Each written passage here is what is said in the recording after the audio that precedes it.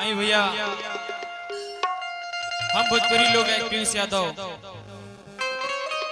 जितना भी है लाइव के माध्यम से हमने के देखा था नहीं जा हमारे आदरणीय बड़े भैया संजू भैया के सहयोग से हमने के लाइव रिकॉर्डिंग स्टार्ट भइल बा और हमारे बिंजू पर संगत करत तनी बड़े भैया शंकर भैया और तबला पे साथ देतानी हमारे बजरंगी भैया झाल पे बानी हमारे बड़े भैया जो काफी उनसे प्यार दुलार आशीर्वाद मिलेला पीयूषा के अमरजीत भैया तो तमाम कलाकार के आज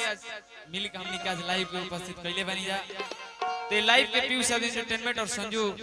ऑफिशियल साउंड पे छुट्टी प्यार आशीर्वाद देवे के होई हर की बेटा से ना हर बिसरी माई तोहरो दुलरवा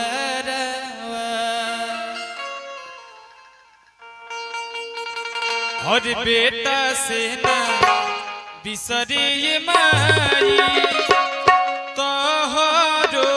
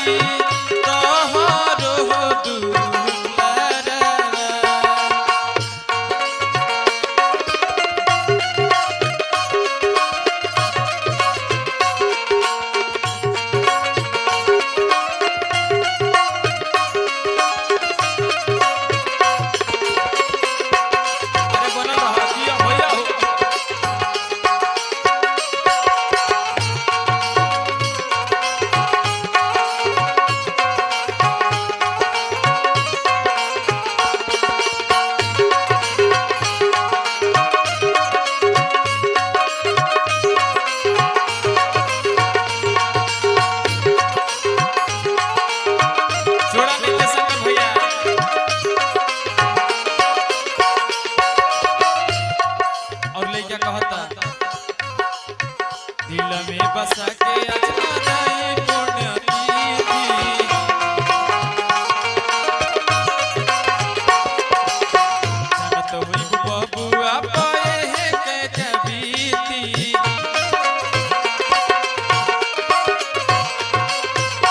दिल में बसा के अजमाई पुण्यतिथि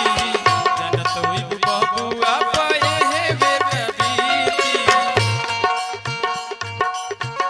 अखिया में पानी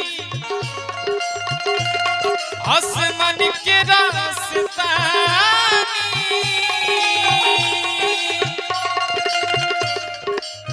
बरस लबनी के बदरवा अखिया में पानी बन के आसमानी बरस लबनी के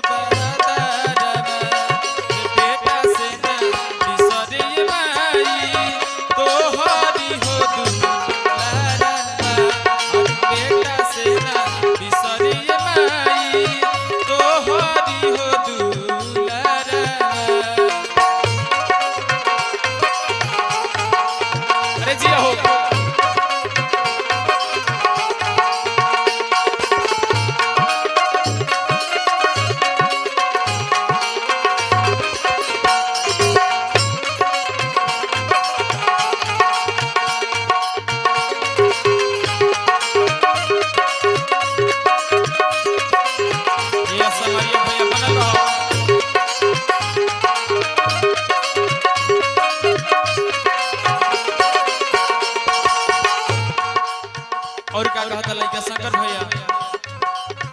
देई के जन्मवा पोस पाल के सहित के मौका न दिहलु सेवा करे के पीयूष के देई के जन्मवा पोस पाल के सहित के मौका न दिहलु सेवा करे के पीयूष के सबकी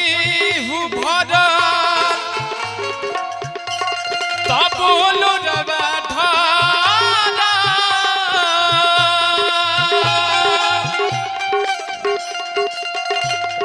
और सुन ल